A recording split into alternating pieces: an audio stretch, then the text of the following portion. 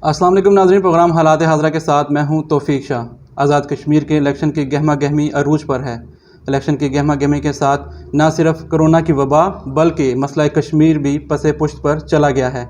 इसके अलावा जो जो इलेक्शन करीब आते जा रहे हैं तू सियासी वफादारियाँ तब्दील होती जा रही हैं। इसके साथ मुख्तलिफ़ पार्टियों के रहनुमा अपनी पार्टियों की तब्दीलियों में और एक दूसरे को नीचा दिखाने में अपना किरदार अदा कर रहे हैं। इन सब पर बात करने के लिए मेरे साथ मौजूद हैं सीनियर तजियाकार राजा हबीबुल्लाह खान साहब। अस्सलाम वालेकुम राजा साहब। जी वालेकुम सलाम। कैसे सर? जी अल्हम्दुलिल्लाह। सर, हालात हाज़ा प्रोग्राम में आपको खुशामदीद कहते हैं। जी थैंक यू। राजा साहब, कहा यह जाता है तहरीक आज़ादी कश्मीर बेस कैंप हुकूमत है। मसला कश्मीर को हम उजागर करने वाले हैं, लेकिन वो अपनी सियासी पार्टियों में इस तरह मगन हो जाते हैं अपनी जमात बनाने में और एक दूसरे के नीचा दिखाने में मसला कश्मीर को भूल जाते हैं। ऐसा क्यों? देखें, बदकिस्मती से हम इस वक्त जो हमारी जुमला सियासी जमातें हैं वो कश्मीर को बोल के जो है वो कुर्सी की तरफ उसके असूल के लिए जो है वो जदोजहद कर रही हैं। और आज जब हम इस वक्त प्रोग्राम कर रहे हैं तो आज दिल्ली में जो है वो मोदी सरकार ने एक नई चाल चली है और वहाँ जो भारत नवाज लीडरशिप है, 4 वज़राए आला समेत जो साबिक़ 4 वज़राए आला हैं उनमें 14 लोगों को उन्होंने दिल्ली में मशावरती जो है वो ऑल पार्टीज़ कॉन्फ्रेंस जो है वो बुलवाई है। तो उसमें बुनियादी तौर पे जो है वो रियासत जो जम्मू कश्मीर है मकबूजा उसके वो मज़ीद टुकड़े करना चाहते हैं। उसमें एक राय ये है कि वहाँ पे जम्मू जो है उसे एक अलहदा रियासत जो है जम्मू प्रदेश के नाम से वो देना चाहते हैं।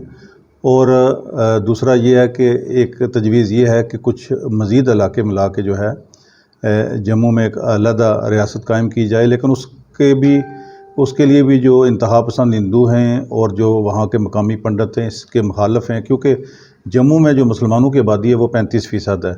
और जब मज़ीद वो मुस्लिम इलाके जब इसमें शामिल करेंगे तो वो वहाँ पे मुसलमानों की अक्सरियत हो जाएगी और इसका जो अंदरूनी तौर पे भी बड़ी मज़ामत है, इस चीज़ को कबूल नहीं किया जा रहा। एक दूसरी तजवीज़ ये है कि वैली के जो हैं जो श्रीनगर रीजन है इसके कुछ हिस्से लद्दाख के साथ मिला के एक अलहदा जो है वो एक रियासत जो है वो बनाई जाए, लेकिन उसमें भी जम्मू वाली वो फैक्टर इन्वॉल्व है। और एक तजवीज़ ये भी है कि जो श्रीनगर है इसे जो है एक अलहदा जो है वो स्टेटस दे दिया जाए। तो दूसरी जानब ये है कि आगे पंचायती इलेक्शनों में वहाँ पे और अब शायद जो है वो मोदी सरकार ये चाहती है कि आइंदा असम्बली के इलेक्शन करवाए जाएँ और उसके लिए वो अपने इक़्तिदार के लिए शायद राह मुहार करना चाहते हैं। और एक तजवीज़ ये भी है कि भारत जो है वो सलामती कौंसिल का मेंबर बनना चाहता है, जनरल असम्बली का मेंबर बनना चाहता है और उसके लिए वो जो अपनी फेस सेविंग के लिए जो कुछ वहाँ इंसानी हकूक़ की खिलाफ़ वर्जियाँ हुई हैं, अमेरिकन रिपोर्ट्स भी हैं उस पर, यूरोपियन यूनियन की भी रिपोर्ट्स हैं, तो वो अपना सॉफ्ट इमेज अब ज़ाहिर करने के लिए इन लोगों पे, ये वही लोग हैं जिन्हें जो है एक तवील अरसा तक जब 5 अगस्त 2019 को स्टेटस मकबूजा कश्मीर का चेंज किया गया तो जो भारत नवाज जितने भी लोग थे उन्हें पाबंद सलासल कर दिया गया था। साहब, अभी आपने जिक्र किया थोड़ी देर पहले कि मोदी सरकार जो अपनी कोशिशों में लगी हुई हैं, तो हमारी जो गवर्नमेंट है, हमारी जो हुकूमत है आज़ाद कश्मीर की, ये कहाँ पे किरदार अपना अदा कर रहे हैं? और एक और बात, जब भी इनकी हुकूमत होती है किसी की भी, पहले भी हुकूमतें आती रही हैं, अब भी हुकूमतें आती रही हैं, अभी हुकूमतें मौजूद भी हैं, लेकिन बातें ये सुनने में आती हैं कि हम बॉर्डर लाइन तोड़ देंगे, अभी हम बॉर्डर लाइन तोड़ने वाले हैं। तो जो वहाँ पर हमारे कश्मीरी भाई बहन हैं वो क्या सोच रखते हैं हमारे कश्मीर के बारे में? वो बड़े हमारे वाले से सच्ची बात है, बड़े मायूस हैं। और यहाँ आप देखें कि वहाँ कश्मीर को टुकड़े किया जा रहा है और यहाँ जो है वो मुज़फ़्फ़राबाद की कुर्सी के लिए तमाम सियासी जमातें जो हैं वे बाम दस्तो गिरबान हैं और किसी को भी इस वक्त इस चीज़ का अंदाज़ा नहीं है। और इस सूरत हाल से जो है वो भारत फ़ायदा उठा रहा है कि इस वक्त उनकी तवज्जो जो है वो कुर्सी इक़्तिदार की तरफ है, इसलिए वो जो है वो अपनी कार्रवाई डालने में लगा हुआ है। अच्छा राय साहब, एक तरफ तो इलेक्शन की जो सरगर्मियाँ हैं वो अरूज पर हैं और दूसरी तरफ ये देखने में आ रहे हैं जो सरदार तनवीर इलियास साहब हैं आज वही रोल प्ले नहीं कर रहे जो चंद साल कबल جہانگیر ترین نے اب پاکستان میں تحریک انصاف کی گورنمنٹ بنانے میں کردار ادا کیا تھا؟ یہ بالکل جی واضح ہے کہ اس وقت جو پاکستان میں پی ٹی آئی کی حکومت ہے وہ بھی جو ہے وہ مختلف سیاسی جماعتوں سے الیکٹیبلز اکٹھے کر کے بنائی گئی تھی، اور یہ تجربہ میں ایک لحاظ سے سمجھتا ہوں کہ کامیاب نہیں رہا۔ گورنمنٹ تو بنا لی گئی، لیکن جس طرح سے عمران خان کا ویژن تھا اور جس طرح سے وہ پاکستان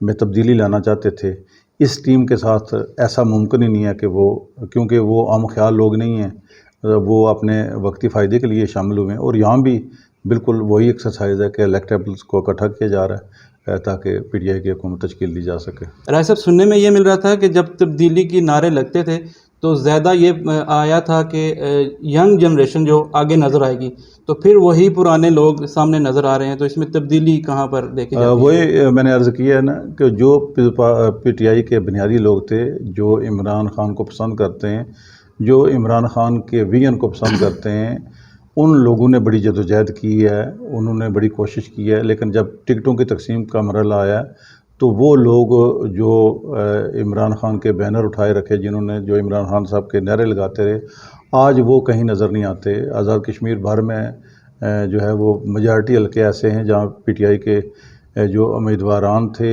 انہیں ٹکٹ نہیں ملے، وہ ناراض ہیں، کارکنان ناراض ہیں، اور پیراشوٹرز کو جو ہے وہ ترجیح دی گئی ہے۔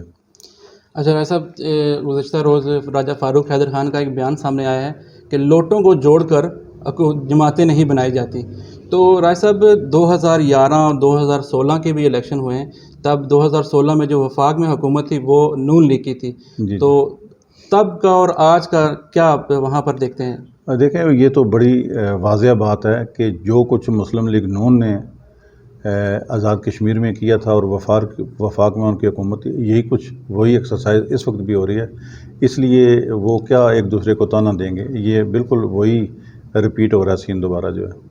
اچھا رائے صاحب، لاسٹ پہ جو ہم عموماً ڈسکس کرتے ہیں الیکشن کی گہما گہمی آپ کو بہت عروج پر نظر آ رہی ہے، تو کیا اپڈیٹس ہیں آج آپ کے پاس؟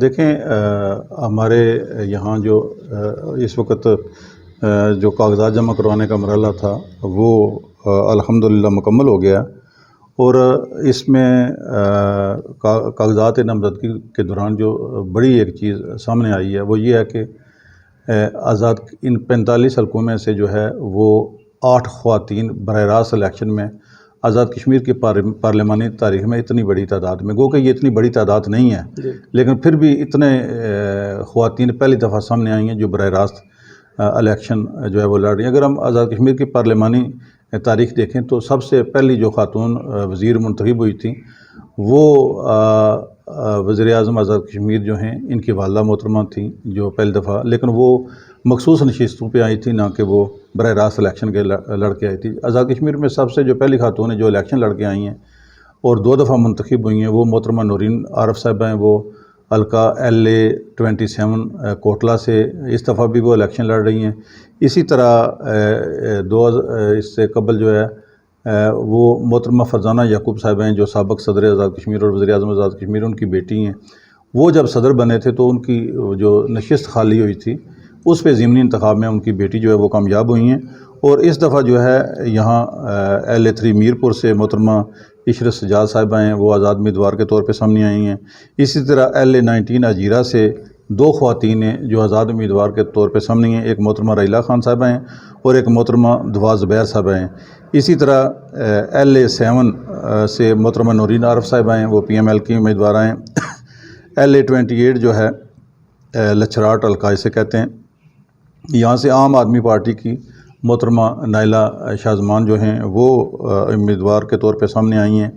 اسی طرح LA-39 جو ہے جموں 6 اسے کہتے ہیں، یہاں سے PTI کی محترمہ ڈاکٹر نازیہ نیاز صاحبہ جو ہیں وہ امیدوار ہیں یہاں سے PTI کی۔ اسی طرح LA-43 ویلی 4 سے جو ہے وہ PMLN کی محترمہ نسیم خاتون وانی جو ہیں وہ اس وقت امیدوار ہیں، اور جو 8ویں امیدوارہ ہیں وہ LA-44 ویلی 5 سے ہیں، محترمہ مہر النساء، یہ MC کے ٹکٹ پہ لڑ رہی ہیں اور اس وقت جو MC کی جنرل سیکرٹری بھی ہیں۔ تو اس کے ساتھ ساتھ یہ ایک نئی چیز تھی۔ دوسرا یہ ہے کہ اس الیکشن میں جو ہے وہ جو آزاد جموں کشمیر الیکشن کمیشن ہے اس نے یہاں سیکیورٹی اور صاف و شفاف الیکشن کے حوالے سے جو ہے وہ فوج، رینجرز اور ایف سی کے لیے جو ہے وہ وزارت داخلہ کو کیا تھا، ریکویسٹ کی تھی کہ وہ یہاں پہ بھیجیں، تو وزارت داخلہ نے جو ہے وہ رینجرز کی منظوری دی ہے کہ آزاد کشمیر میں جو ہے وہ رینجرز جو ہے وہ انتخابات کروائیں گے، جبکہ فوج کے حوالے سے جو ہے وہ وزارت دفاع فیصلہ کرے گی انہیں اگر ریکویسٹ کی گئی کہ وہ یہاں پہ فوج کو بھیجیں۔ تو اس کے علاوہ یہ ہے کہ جی پاکستان پیپلز پارٹی کے جو چیئرمین ہیں بلاول بھٹو، وہ 25 تاریخ کو تشریف لا رہے ہیں کوٹلی میں۔ ایک تو وہ کھیرٹا میں جو سابق وزیر مطلوب انقلابی ان کے یہاں فاتح خوانی کریں گے، فاتح خوانی کے علاوہ وہ کوٹلی میں اپنا جو پہلا جلسہ ہے، کیونکہ آزاد کشمیر کی 3 ڈویژن ہے، ایک 25 کو وہاں پہ وہ جلسہ کر رہے ہیں، رات کو قیام بھی کریں گے۔ پھر 30 تاریخ کو اجیرہ میں جو ہے وہ سابق اسپیکر جو ہیں اور پیپلز پارٹی کے رہنما جناب سردار غلام صادق خان صاحب ان کی فاتح خوانی کریں گے اور وہاں پیپلز پارٹی کے اجتماع سے خطاب کریں گے۔ اس کے بعد ان کا پروگرام جو ابھی مظفر آباد کا اناؤنس نہیں ہوا، آخری جلسہ وہ کریں گے۔ تو یہ ایک سلسلہ شروع ہو گیا ہے۔ ابھی کچھ دن پہلے یہاں سابق وزیر اعظم آزاد کشمیر چودھری پرویز اشرف صاحب یہاں پہ آئے ہوئے تھے، پیپلز پارٹی کے جو یہاں سے امیدوار ہیں چودھری اشرف صاحب، ان کی رہائش گاہ پہ۔ تو ابھی اسی طرح پی ٹی آئی کے جو ان کے بڑے جو لیڈرشپ ہے، وزیر امور کشمیر ہیں، ان کے جو وفاقی وزراء ہیں وہ تشریف لائیں گے۔ اسی طرح مریم نواز جو ہیں اور دیگر ان کے جو نون لیگ کے رہنما ہیں وہ بھی آئیں گے، تو ان کے آنے سے جو ہے وہ آزاد کشمیر کا جو سیاسی درجہ حرارت ہے اس میں مزید اضافہ ہوگا۔ بہت شکریہ حبیب صاحب۔ ناظرین، آپ نے سنا حبیب صاحب کا تفصیلی تجزیہ۔ میرے ساتھ موجود ہے پروگرام حالات حاضرہ میں راجہ حبیب اللہ خان صاحب۔ اگلے کسی نئے ٹاپک کے ساتھ، کسی نئے حلقے کے ساتھ بات چیت کریں گے۔ تب تک کے لیے اپنے میزبان توفیق شاہ کو دیجیے اجازت۔ اللہ نگہبان۔